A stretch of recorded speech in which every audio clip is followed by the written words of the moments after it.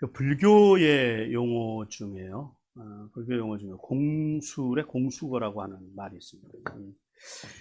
즉 빈손으로 왔다가 빈손으로 간다라는 의미로 인생의 그 무상과 허무를 나타내는 말인데요. 이 공술의 공수거와 관련해서 평안신문, 이게 어떤 신문이냐면 평택과 안성에서 나오는 신문이더라고요.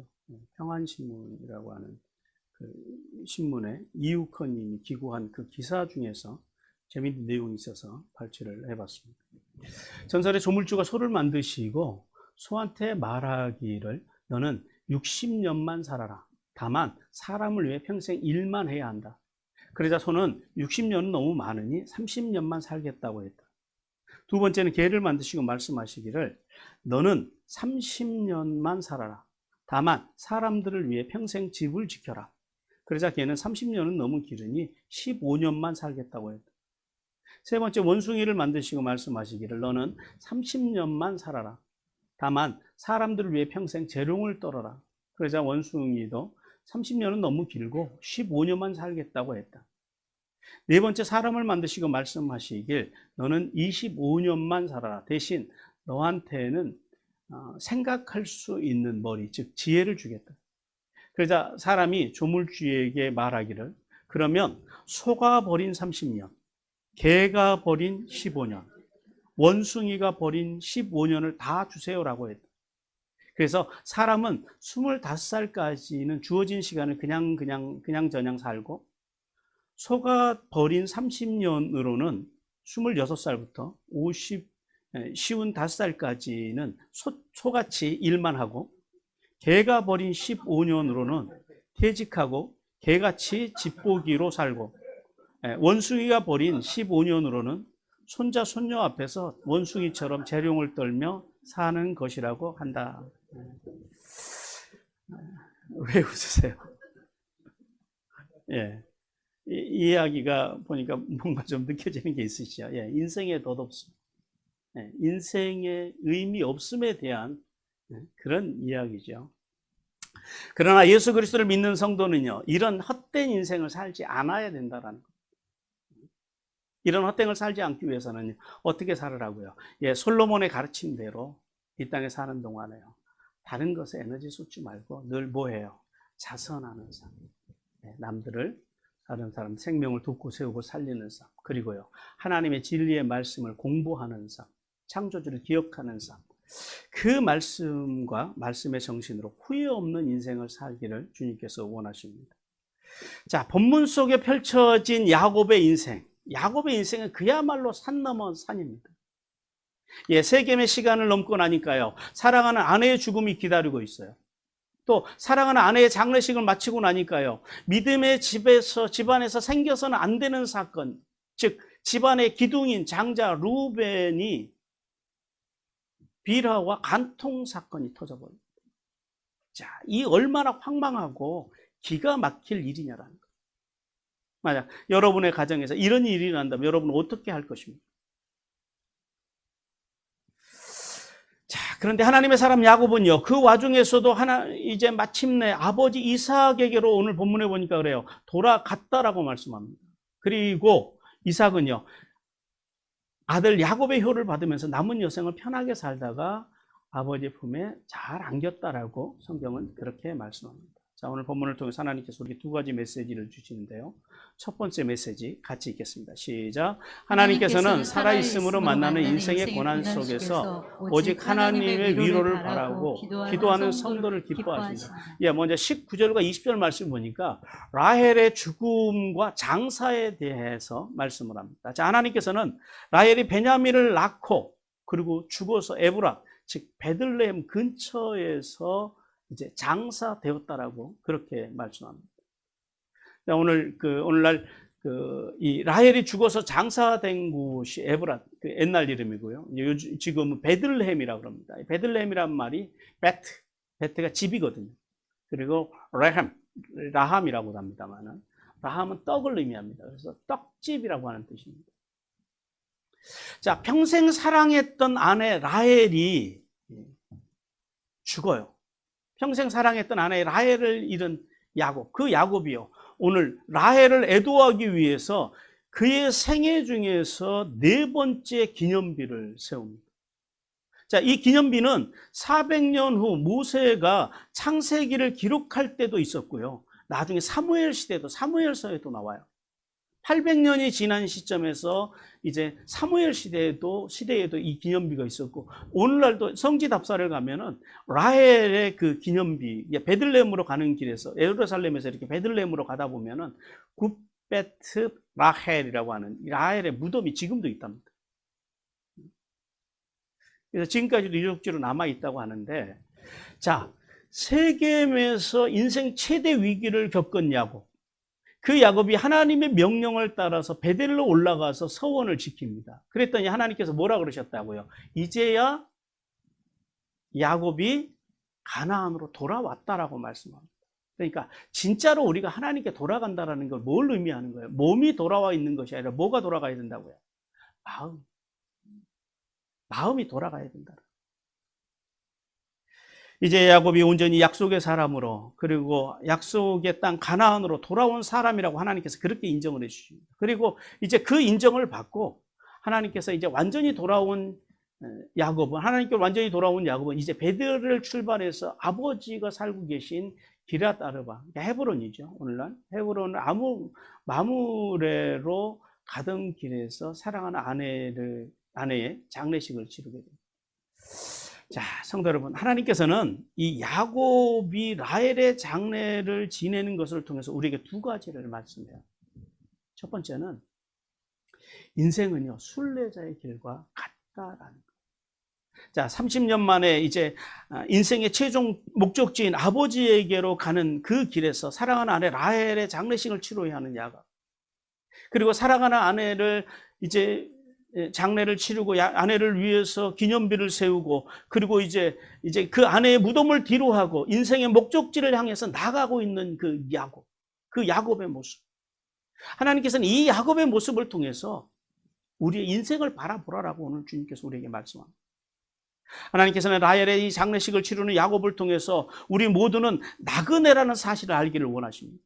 무슨 말이냐면 이 세상은 우리가 머물 곳이 아니라 잠시 거쳐가는 곳이라는 사실에 대해서 깨닫기를 원하십니다. 하지만 그래서 예수를 믿어서 그 구원받은 성도들은요, 오늘 그 예화에서 나오는, 거쳐가는 세상이긴 하지만 예화에서 나오는 그런 덧없는 인생, 공수거의 인생을 살아서는 안 된다라는. 여러분, 세상에는요, 오늘 우리 교회 안에도 마찬가지입니다. 인생을 살아가는 사람들 중에는 두 종류의 삶을 사는 사람들이 있다. 첫 번째는 생명을 사는 사람. 이 생명이라는 게 무슨 말이냐면, 생에는 명이 있다라는 거예요. 그래서 생명이라고 합니다. 사명을 위해 사는 사람. 사명을 위해 사는 사람도 있고요. 어떤 사람은요, 두 번째는 목숨을 위해 사는 거예요. 살기 위해서 살고, 죽지 못해서 살고, 그러니까 목의 숨을 위해서 하루하루 그냥 살기 위해서 의미 없이 사는 사람도 있더라라는. 공수거의 인생은요, 목숨을 위해 사는 사람. 그러나 하나님께서는 우리에게 뭐라고 말씀하세요? 하나님께서 주신 그 사명을 감당하기 위해서 살아라. 그래서 우리가 그냥 의미 없이 살아가는 인생이 아니라 하나님의 사명을 위해 감당하는 삶, 사명을 위한 삶을 살아갈 때에 그 인생은 달라진다라고 주님께서 말씀합니다. 따라서 성도는 이 세상에 사는 동안에 덧없는 것, 의미 없는 것에 가치를 두지 말고 어디에다 가치를 두고 살으라고 그래요? 우리 성도의 진짜 사명이 뭐예요? 하나님의 나라와 구속사, 그 구원의 역사를 이루기 위해서 교회를 세우는 삶. 이것이 하나님께로 부름받은 모든 성도들의 사명. 그 사명을 위해서 사는 성도들을 하나님께서는 기뻐하신다는.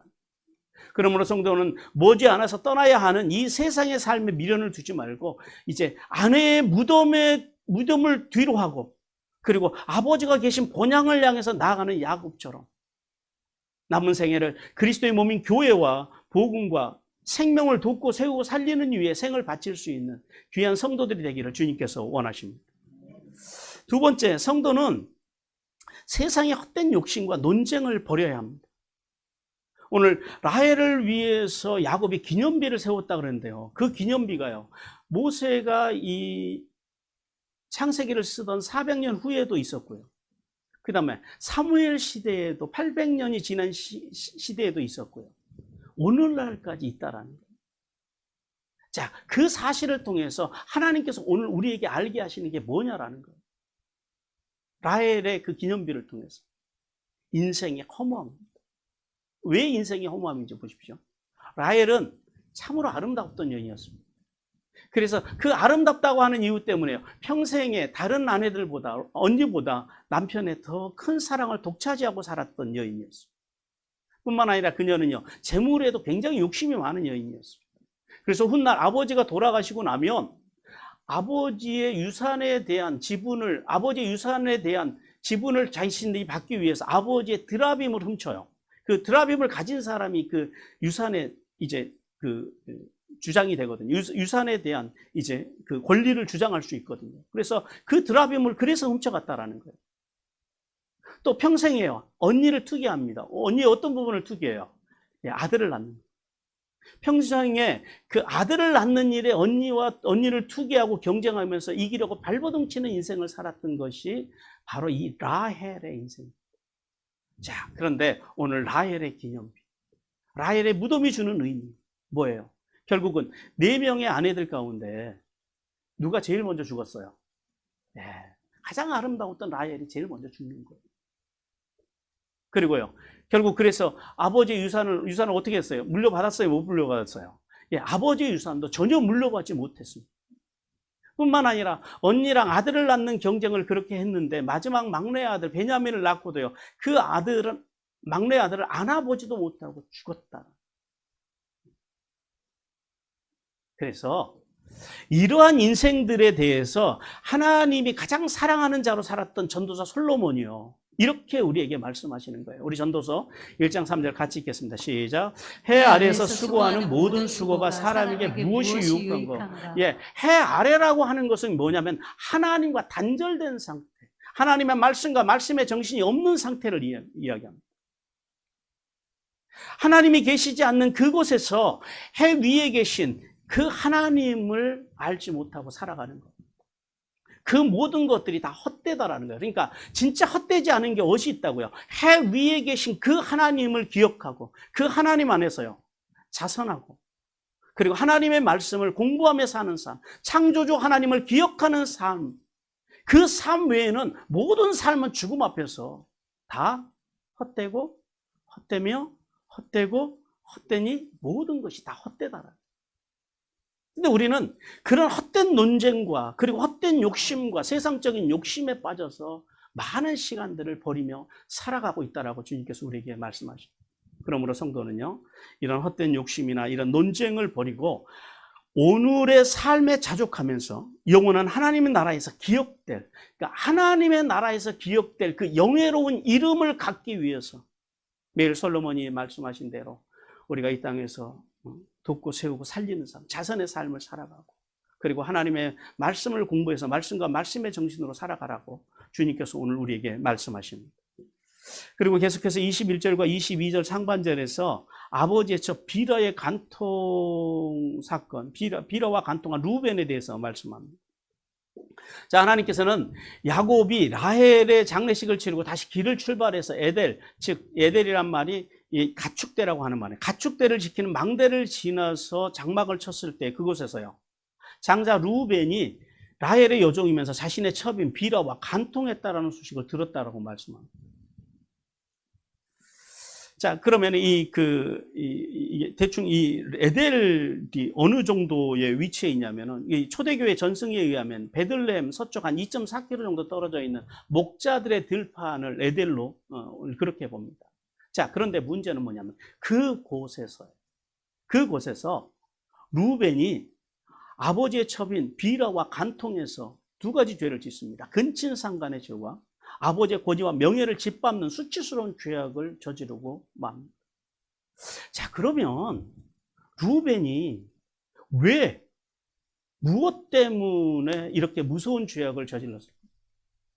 대체로 성경학자들은 세 가지 관점으로, 세 가지 견해로 봅니다. 첫 번째 견해는 루벤이 이 본능적인 욕정이 강했을 것이라고 하는 견해예요. 우리 창세기 49장 3절 같이 읽습니다. 시작. 루벤아 너는 내 장자요 내 능력이요 내 기력의 시작이라. 위풍이 월등하고 권능이 탁월하다마는 그럽니다. 여기서 이제 권능이라 그러잖아요. 이 권능이라고 하는 말이 히브리어로 아즈라 그럽니다. 아즈인데 이 아즈라고 하는 단어가 어떤 의미를 갖냐면 육체적인 힘을 의미해요. 주로 육체적인 힘을 의미할 때 쓰는 단어가 이 아즈예요. 즉 루벤이 육체적인 힘이 다른 아들들에 비해서 탁월했다라는. 그래서 이 육체의 정욕 때문에 일부 다처의 가정에서 일어날 수 있는 이 간통의 사건이 일어났다고 주장하는 그런 첫 번째 견해가 있고요. 그다음 두 번째 견해는 루벤이 평생 자신의 어머니, 친어머니보다 라헬을 사랑했던 아버지에 대한 반항심 때문에 그랬다라는 거예요.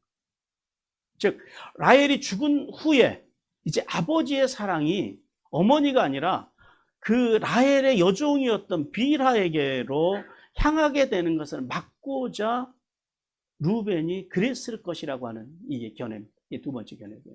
세 번째 견해는 루벤이 아버지 야곱에게서 집안의 가장권, 즉 이제 가족의 통제권과 재산권을 빼앗으려고 하는, 그러니까 아버지 위에 본인이 올라서려고 했다라고 하는 그런 견해입니다. 마치 압살롬처럼 아버지의 왕권을 찬탈하기 위해서는요, 아버지의 후궁과 동침함과 같은 행동을 했다라는 거예요. 그러니까 아버지의 여자를 취했다라고 하는 것은요, 아버지를 넘어서겠다라고 하는 이제 그런 견해로 해석을 합니다.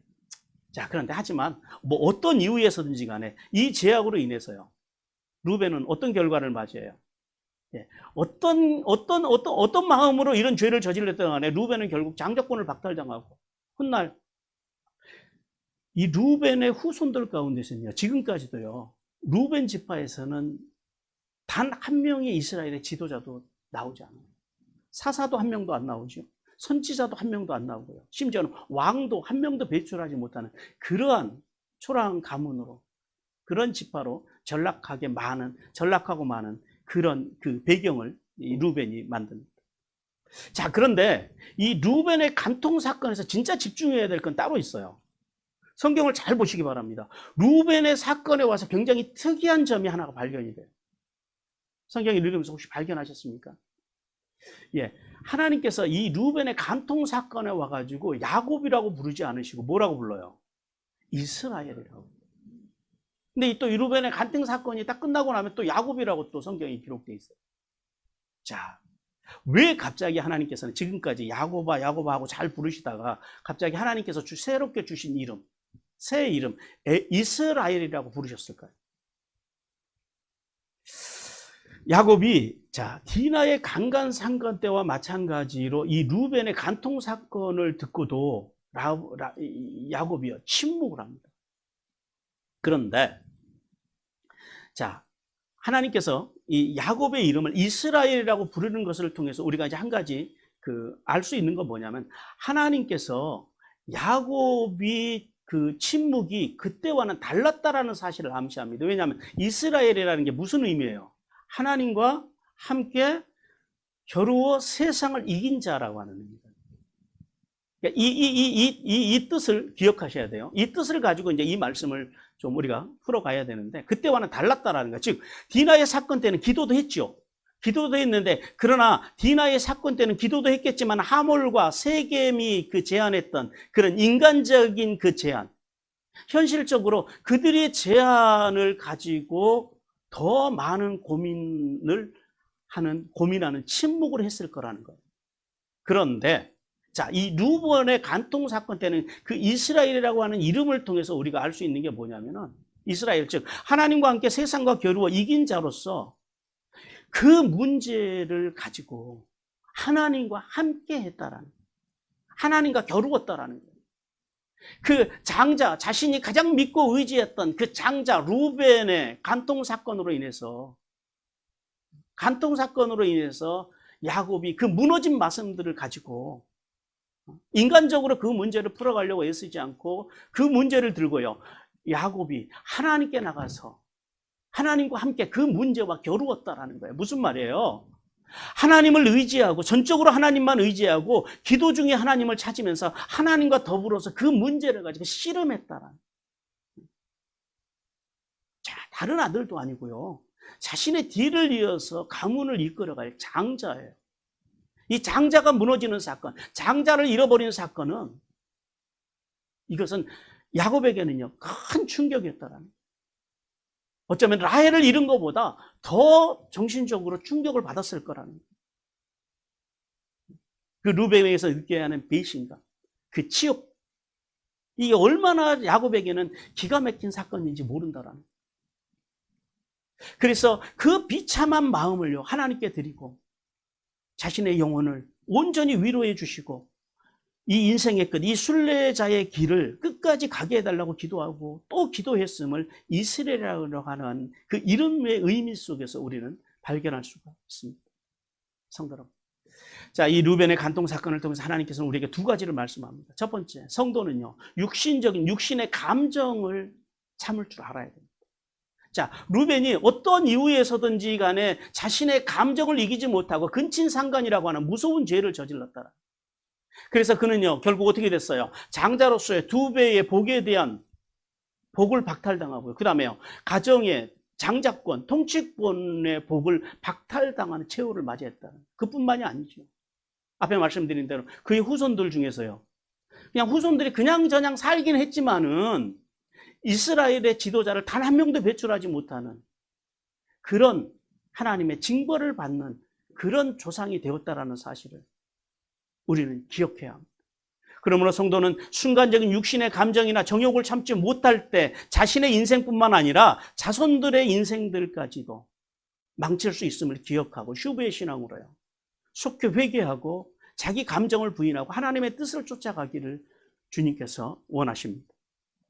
두 번째, 성도는 고난 중에서도 하나님만 바라봐야 합니다. 자, 야곱의 이름을 이스라엘이라고 부르신 사건을 통해서요 사랑하는 아내 라헬을 이어서 이 간통 사건으로 장자까지 이뤄야 하는 이 고통, 그 야곱의 고통이라고 하는 것은 이루 말할 수 없었을 거라는. 그 고통 속에서 참된 위로와 소망이 누구에게 있음을 야곱이 알았다고요? 하나님께 있음을 알았다라. 그 절망 속에서 그래서 야곱은 나가서 그 문제를 가지고요 하나님과 함께 겨루었다라는. 하나님께 기도하는 그 야곱. 하나님께서는 오늘 우리에게 그 야곱을 배우라고 말씀하십니다. 그러므로 성도는 이스라엘 즉 하나님과 함께 세상의 고통과 좌절과 겨루어 이긴 야곱처럼 살면서 만나는 고난 속에서 살아가면서 만나는 인생의 여러 가지 그 광야 가운데서 다시 일어설 힘을 주시는 하나님께 나아가 기도하고 또 기도하는 삶으로 모든 인생의 문제들을 넉넉하게 이겨내는 복된 하나님의 사람들이 되시기를 주님께서 원하십니다. 사랑하는 성도 여러분, 하나님께서는 살면서 가족으로 인해서 또 여러 가지 믿었던 사람들로 인해서 또 가까운 지인들로 인해서 당하는 이 기가 막힌 상황들, 배신들, 절망들, 그런 것들을 통해서 그런 것들이 오더라도 오직 하나님의 참도 위로 속에서 넉넉하게 이겨내기를 주님께서 간절히 원하십니다. 자, 두 번째 메시지 우리 같이 읽겠습니다. 시작. 하나님께서는 연약하고 부족해도 슈브의 신앙으로 돌아와 하나님을 섬기고 육신의 부모에게 효를 다하는 성도들을 기뻐하시고 페이버를 베푸신다. 자, 먼저 22절 하반절에서 26절을 통해서요 야곱의 12아들의 아들의 이름의 명단이 나옵니다. 자, 하나님께서는 그 야곱의 12아들의 이름을 지금 말씀하시는데 어떻게 말씀하시냐면 첫째는 목의 순서대로 말씀하시고요. 그 다음에 적자에서 서사 순서대로 이름을 하나님께서 나열하십니다. 자, 루벤의 간통 사건 이후에 야곱의 12아들의 이름을 말씀하시는 하나님, 왜 말씀하셨을까요? 이 12아들의 이름이 왜 여기에 등장을 할까요? 예. 이 12아들의 이름은 야곱의 시대가 저물었음을 우리에게 말씀합니다. 그리고 이제 본격적으로 요셉의 시대가 이제 새로운 세대가 열렸음을 의미하는 그 의미가 함축되어 있는 것이 바로 이 야곱의 12아들의 이름의 명단입니다. 사실 그 야곱에 대한 기록은 야곱이 베델로 올라가는 사건으로 야곱에 대한 성경의 기록은 사실은 끝이 나요. 끝이 나는데 끝이 나고 그 이어서 나오는 게 라헬의 죽음과 루벨의 간통과 그리고 오늘 본문에서 12아들을 소개하고 또 이어서는요 이삭의 죽음에 대한 이야기가 35절까지 나옵니다. 그리고 36절은 그 에섭의 족보에 대해서 36절을 말씀하고 이제 36장까지서 말씀하고 37장부터는 이제 누구에 대한 이야기들이에요. 예, 그때 이제 37장부터는 본격적으로 요셉에 대한 이야기로 넘어갑니다. 그러니까 이제 야곱의 시대가 저물었다라는 거예요. 야곱의 시대가 이제 끝났다라는 거예요. 그리고 이제 구속사의 이제 4대 족장으로 세움받는 요셉에 대한 이야기가 본격적으로 벌어지는 그런 의미를 갖고 있습니다. 자, 성도 여러분, 이 야곱의 12아들의 명단을 통해서 하나님께서는 우리에게요, 크게 세 가지를 말씀하세요. 첫 번째는 뭐냐면, 하나님은요, 하나님은 택함 받은 성도를 절대 구원하신다라는 거예요.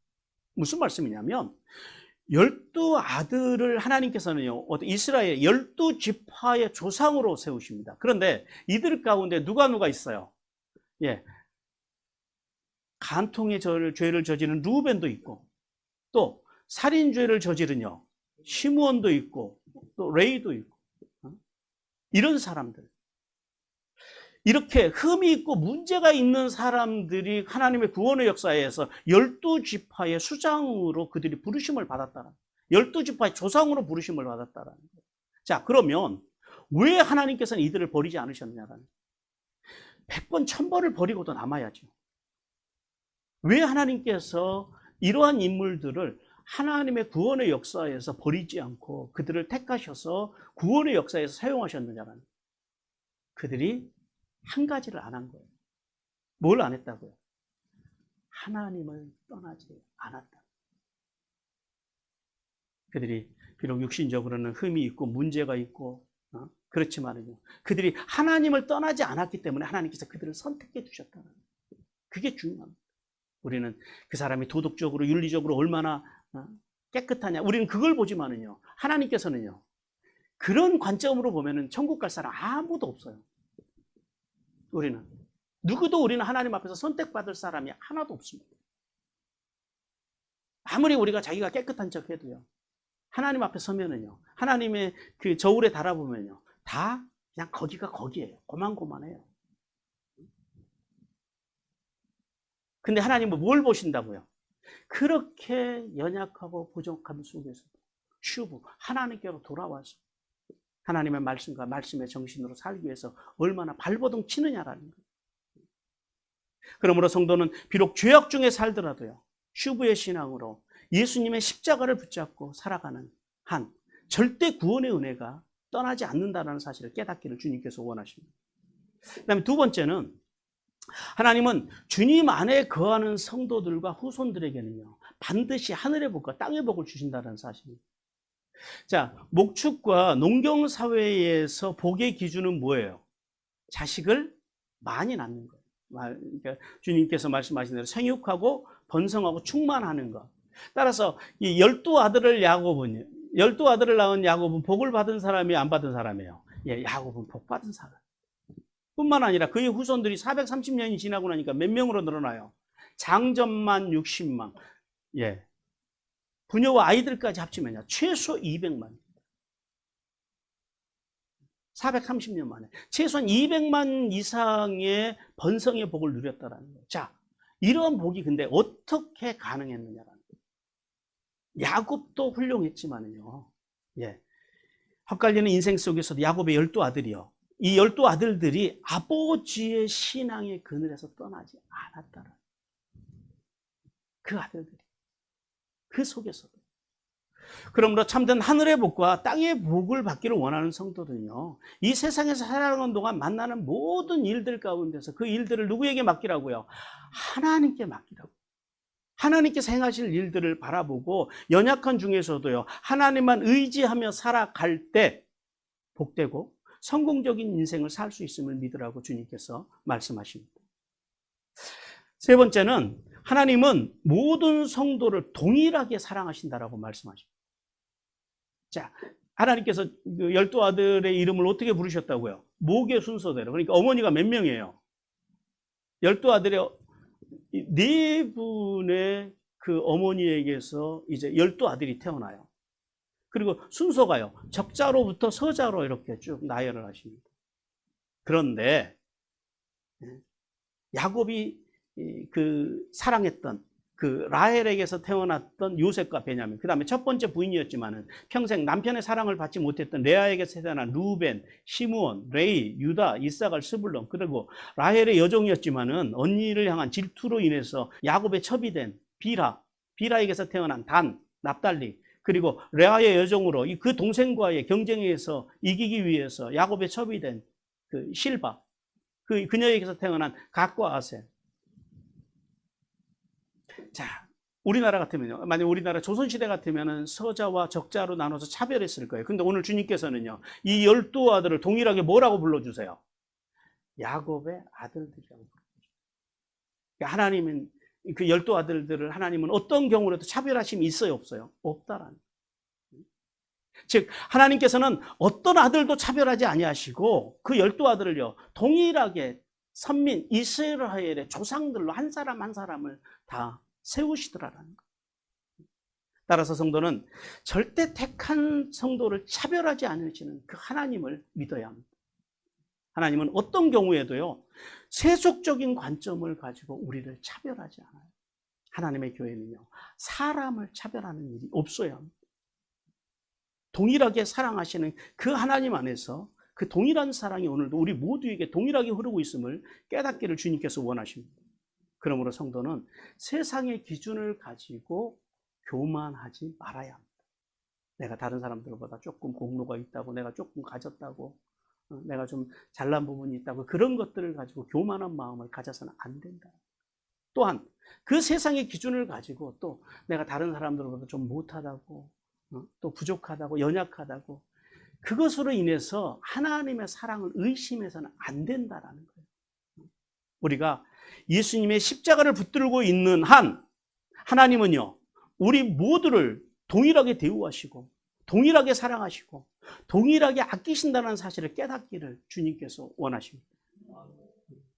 그리고 마지막 27절과 29절을 통해서 그러니까 아들 야곱의 봉양을 받으면서 살다가 이제 평안하게 죽은 이삭에 대해서 주님께서 말씀하십니다. 자, 하나님께서는 야곱이 30년간의 여정을 마치고 마침내 아버지 이삭에게로 돌아와서 아버지를 봉양했다 그래요.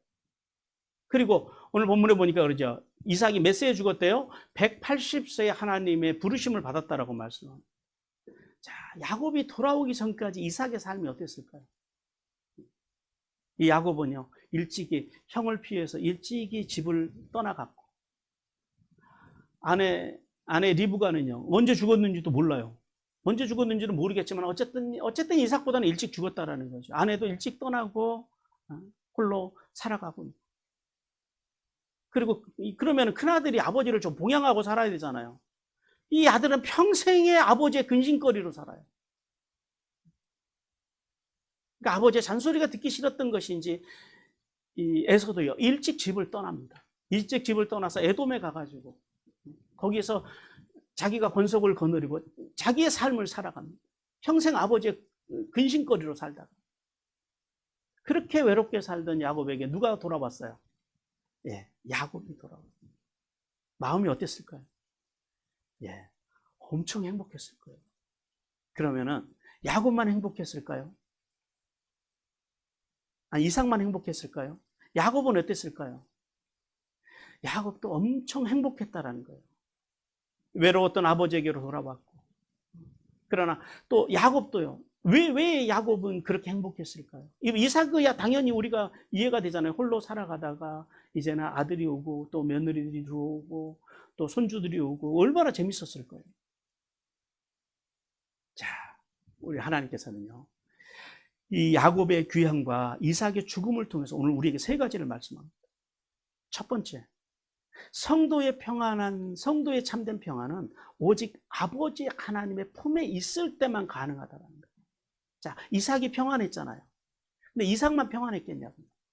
야곱은 30년의 모든 방랑세월을 이제 끝내고 아버지 이삭에게로 돌아왔을 때 야곱도 진짜 평안했다는 거예요. 왜요?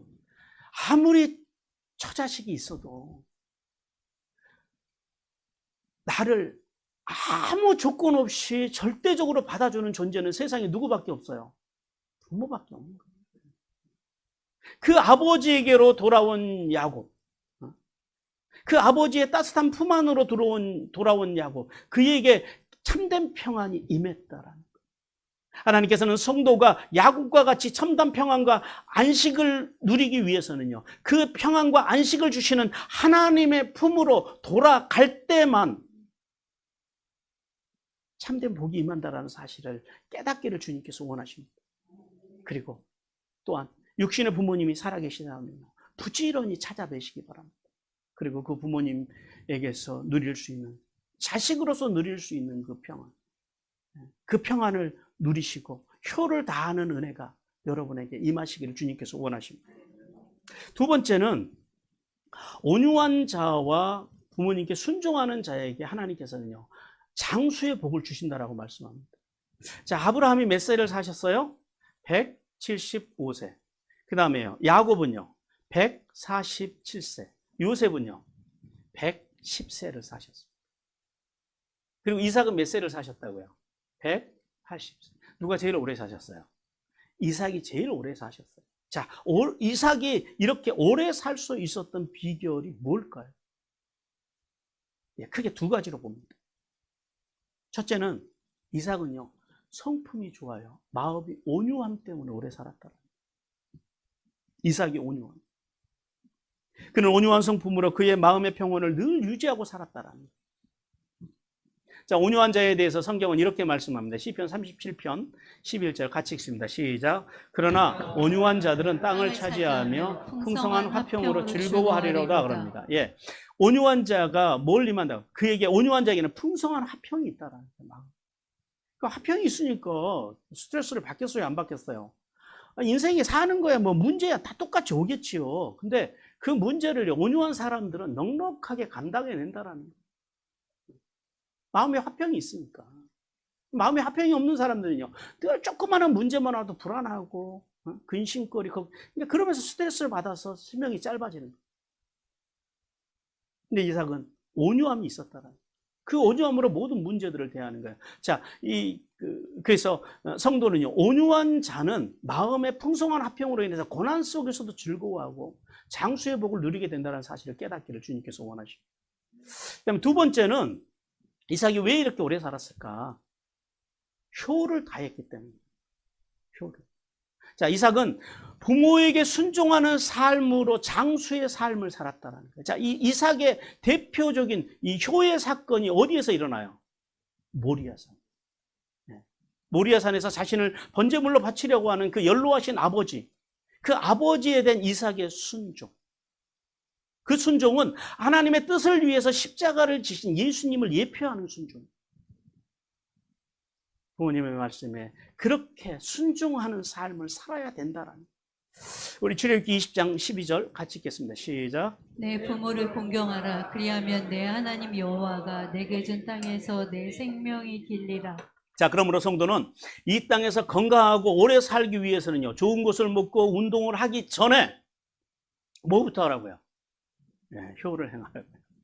예, 부모님을 공경하는 삶을 살아야 한다라고 주님께서 말씀합니다. 그렇게 부모님을 공경하는 자녀들에게요, 이 땅에서 잘 되고 장수하는 복이 임할 줄 믿기를 주님께서 원하십니다. 마지막 세 번째는 주님과 동행하는 성도만이 평안한 삶을 맞을 수 있다는. 하나님께서는 이삭이 나이가 많고 늙어 기운을 다하여 열조에게로 돌아갔다라고 말씀합니다. 자, 이 말씀을 함축을 시켜봐요. 이게 지금 어떻게 돌아가셨다라는 거예요? 평안하게 잘 돌아가셨다라는 거예요. 행복하게 돌아가셨다라는 거예요. 행복하게. 왜 그 어른이, 이삭 어르신이 그렇게 평안하게 돌아가실 수 있었을까요? 하나님의 나라에 대한 확신. 자, 대체로요, 구원의 확신이 없는 사람들의 특징이 뭐예요? 죽음을 두려워합니다. 죽음을 고통스러워합니다. 그런데 오늘 이렇게 이삭과 같이 평생 하나님과 동행하고 하나님의 나라를 바라보고 사는 사람들이요, 죽음을 두려워하기는커녕 죽음을 두려 환영하는 삶을 살아갑니다. 우리 빌립보서 1장 23절 같이 읽겠습니다. 시작. 내가 이 둘 사이에 끼었으니 차라리 세상을 떠나서 그리스도와 함께 있는 것이 훨씬 더 좋은 일이라 그렇게 하고 싶구나 그럽니다. 지금 빌립보서 이 어떤 상황이냐면 이 지금 바울이 감옥에 갇혀 있어요. 그 유대인들의 그 거짓 고발에 의해서. 근데 지금 이 죄가 잘못하면 죽는 죄예요. 사형을 받을런지 아니면 살아날런지를 모르는 죄예요. 그러니까 죽을지 살지 모르는 그런 상황 가운데서 지금 하는 고백이 이 말씀이에요. 내가 둘 사이에 무슨 말이냐면 내가 사형 선고를 받아서 죽을런지 아니면은 저 거짓 증거가 드러나서 내가 오해를 풀고 내가 살아날런지 요 둘 사이에 내가 끼어 있다라는 거예요. 그러니까 삶과 죽음 이 둘 사이에 내가 끼어 있는데 그런데 솔직한 내 마음 사도 바울의 솔직한 속내는 차라리 이 세상을 떠나서 무슨 말이야? 여기서 순교해서 그리스도와 함께 사는 편이 훨씬 좋은 일이야. 근데 그렇게 하고 싶어. 나는 그렇게 하고 싶다라는 거예요. 여기서 굳이 살아가지고 또 세상에 나가서 복음을 위해 살아가는 거. 물론 그것도 의미가 있지만 솔직히 나는 개인적으로 빨리 죽고 싶다라는 거예요. 여러분 우리가 죽음에 대한 우리의 최대 관심사가 뭐예요? 여러분 죽음을 위해서 기도할 때 제일 많이 기도하는 게 뭡니까? 네, 잠자듯이 편히 죽는 것. 근데 사도 바울은 하나님의 사람들은 그런 죽음에는 관심이 없어요. 목이 베어져 죽던, 화형으로 불에 태워서 죽던, 아니면 교수형으로 죽던, 아니면 사자에게 가서 찢겨 죽던, 뭐 어떻게 죽든지 간에 죽는 그런 거 별로 관심이 없어요. 지금 바울이 관심이 있고 하나님의 사람들이 이삭과 같은 하나님의 사람들이 관심 있는 건 뭐예요? 내가 그리스도와 함께하는 것. 어떻게 죽느냐는 별로 중요하지 않아요. 그건 뭐 시간 가면 누구도 기억하지 않아요. 중요한 건 뭐예요? 내 영혼이 어떻게 죽든지 간에 그리스도와 함께 거하는 것. 그것이 믿음의 사람들의 최대 관심사라는 거예요. 그래서 그리스도를 믿는 성도는요, 하나님의 나라에서 예수님과 영원히 사는 것이 그게 진짜 복이요. 그것이 진짜 영광인 줄 깨닫기를 주님께서 원하십니다. 그러니까 어떻게 죽느냐는 중요하다, 중요하지 않다. 그거는 별로, 아니, 그렇게 말하면 예수님이야말로 참 비참하게 죽으셨잖아요. 십자가에서. 예수님의 제자들 중에서 멀쩡하게 죽은 사람은 사도 요한밖에 없어요. 그것도 사도 요한도 전설에 의하면 죽이다 안 죽으니까 그냥 그렇게 돌아가시게 된 거예요. 그 어른도. 그것이 복이다. 그래서 죽음에 대한 두려움이 없이 이렇게 이삭과 같이 또 오늘 바울과 같이 어떤 죽음일지라도 내가 평안하게 어떤 죽음일지라도 맞이할 수 있는 그런 신앙의 수준까지 성장해 가기를 주님께서 원하십니다. 사랑하는 성도 여러분, 주님을 믿어 구원받은 성도는요, 연약하고 부족해도 예수님 안에 있는 한 절대로 구원의 은혜에서 떠나지 않는다라는 사실을 믿기를 주님께서 원하십니다. 또한 하나님과 육신의 부모에게 효를 다함으로 하늘의 복과 땅의 복과 함께 페이버를 누리는 복된 성도들이 되기를 주님께서 간절히 원하십니다.